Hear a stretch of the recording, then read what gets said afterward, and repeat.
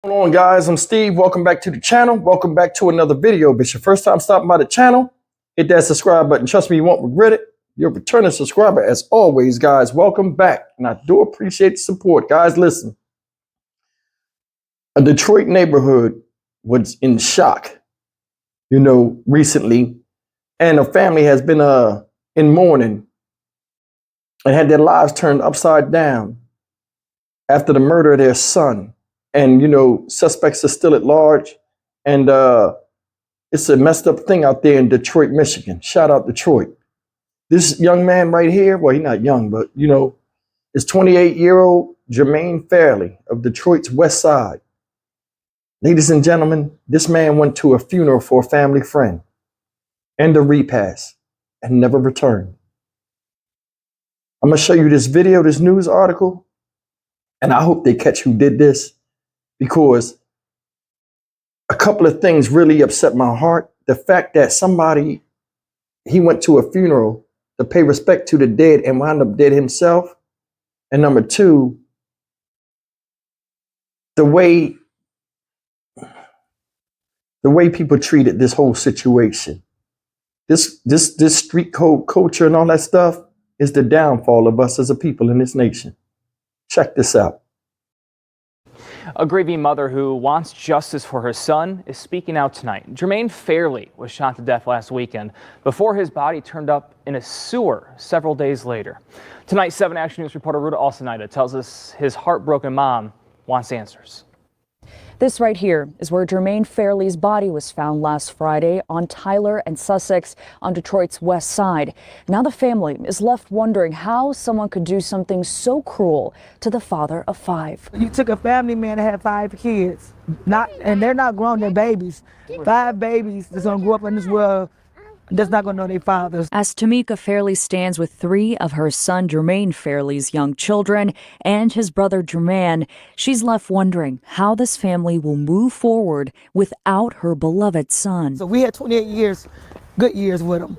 His kids didn't even have that. This bizarre case goes back to January 27th, when Jermaine was attending a funeral and repast for a family friend. Tamika wasn't there, but heard that some sort of fight broke out, and Jermaine ended up being shot in the back of the head. But no one would say who did it. And nobody want to say anything. It's all, I guess, a street code. I'm going to keep my mouth closed. I'm a rat or whatever. No one ended up calling 911. Instead, someone put his body in his vehicle and drove off. His car was later recovered that day, engulfed in flames. His body was not in the car and had been missing since then. That was until last Friday, when police were called out to the area of Tyler Avenue and Sussex Street. We received an anonymous tip that he could possibly be in a sewer in that area, that's what led us, our detectives and our canine, searching. Detroit police confirm that Jermaine was found in that sewer, along with a weapon underneath him. That weapon is now being processed by Michigan State Police, and DPD is looking for 2 persons of interest in the case and hope they come forward soon to put an end to this family's heartbreak. It's a lot right now going on for the family. It's like it has not been a quiet moment since we discovered it was him. His 5 children left without a father. Tamika left without one of her sons just days before the 28-year-old's birthday. I hope justice is served. I hope they get caught. And I hope they get put away. As the family prepares to lay Jermaine to rest, they have set up a fundraiser to help the family with those costs. That's up on our website, WXYZ.com. In Detroit, I'm Ruta Alcenaida, 7 Action News. All right, guys, that's the story. And about Mr. Jermaine Fairley. May he rest in peace. And I'm going to talk about a couple of points. The first thing was this, the family. My condolences go out to the family, but I got to show you something. Did you see how they conducted themselves? Them people were hurting. They had little babies out there. They were talking, explaining, hey, this is what we can do right now until we have suspects and all this other stuff. We want justice. We want these people put away. They asked them. You could tell from the answers, what do you want to happen? We just want these guys caught and off the street, locked up or whatever. See, justice is different for each person that has been hurt whether inadvertently or advertently in a violent crime. They said they want that person locked up. I did that other video about the people in Chicago. Shout out Chicago. And, my heart goes out to them as well. But the way they was played out in the media and way they acted is totally different. The story with them, the way they talked, it was more believable. It wasn't no doubt, nothing dismissive. Whereas in the other case, in the other video I did, it was a bunch of, it seemed like, being upset and not knowing the whole facts. Now, she don't know the whole facts in this case, but the way she responded was different. It made it be more sympathetic than more where you're like, you understand what I'm saying? That's the first point. Second point is this, man. This guy had value to somebody, or some people. He was loved. And that's the thing. People use an act of hate and turn up in anger and forget that people have value. Let's get into this story. This is point number 2 I want to talk about with you guys. And this is the part that really shocked me with this whole scenario. This guy, they just went to a funeral, went to the repast where, they talk about the funeral and they eat and come together and be thankful, and mindful that somebody they love just lost, saying good things about the person, what have you. It's a time of, just celebration of peace of somebody that's resting in the earth or wherever and reflecting on their time and how they affected your life in a positive way. And here's somebody come starting a fight. They said they shot him in the head at the repast. So that means what? It was a lot of witnesses. Did you hear the mom? Well, nobody wants to say nothing because the street code and the not being the snitch. That's what's killing us. That is what's killing us. I'm sure he went to that repast and knew people. I'm sure he went to that funeral with people that was his friends, and ain't nobody gonna say nothing. So his life ain't worth nothing, no value. Man, this whole thing don't make no sense, and it's hurtful. I mean, it's hurtful. That's horrifying. You blasted this dude in the most violent way in the back of his head in front of a whole bunch of people that are not saying nothing. If that doesn't embolden vicious behavior and keep the cycle growing and the fire of violence building up, I don't know what is. That's why I told you it's a lot of people that revel in wanting to be devilish. This guy got 5 kids. He's 28 years old with 5 children. And he's gone. You see the picture up there? That's his daughter.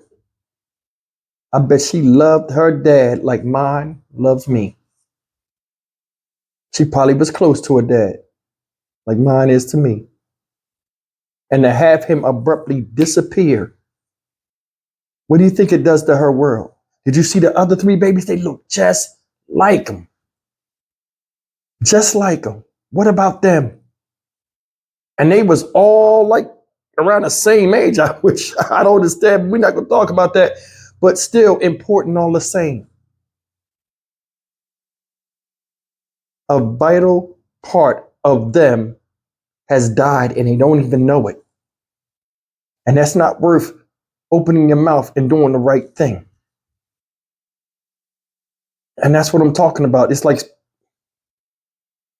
man, this is hurtful. This is really hurtful. I mean, taking it for what it's worth is very hurtful that this dude was murdered and nobody will speak for him. Like he didn't mean anything. Then they take his car. Take this man's car, set it on fire, and try to erase like he never existed. They do said devilishment and then try to get rid of the evidence that they was a part of it. That's cowardly to me. If you're going to do all this crazy stuff and all that, knowing that the police going to come, go all the way out, that's gangster to me. Don't do nothing and run off, or don't do nothing and try to hide it. That's cowardly. That's why I don't do any type of crime or anything, because it makes no sense to do it. They threw this man in a public street sewer. You see the thing that somebody had to stick something in there to pull that heavy grate out and just dump his body. They said when they shot him in the head, they put him in the car and somebody drove off with the body next to him. How savage is that? Who's going to touch a man after his brains got blown out? You know how much blood is coming out of this man? People just grabbed him and ran him. You cannot tell me. I think this was a message sent. This attack was not random. It was a message sent. For you to do all that, that takes time. You shot, grabbed them, ran off.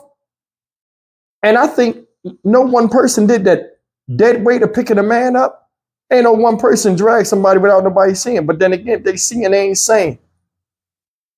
You blast somebody after coming from a funeral, and a funeral procession still almost basically is going on with the repast. You blast them there.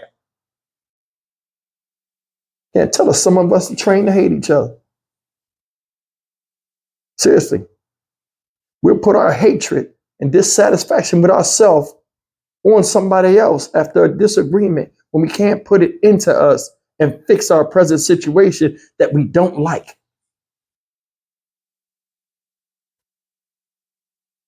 I mean, it's hurt a lot of people. I told you, when you take somebody's life, it has a ripple effect, and part of other people who was a part of him and he was a part of their life, they died too. It's like a web of pain that just go out. If I lost any of my children, a part of me would die inside. Why? Because they come from me.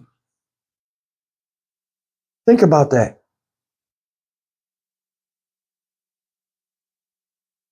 May this man, Mr. Fairley, rest in peace, man. I hope his family finds some justice, man. They seem like good people, man. I hope something good comes up. Man, I'm Stock Market Steve for the Dynamic Reason channel. As always, like, comment, share, and subscribe. I'll see you in the next video. Take care.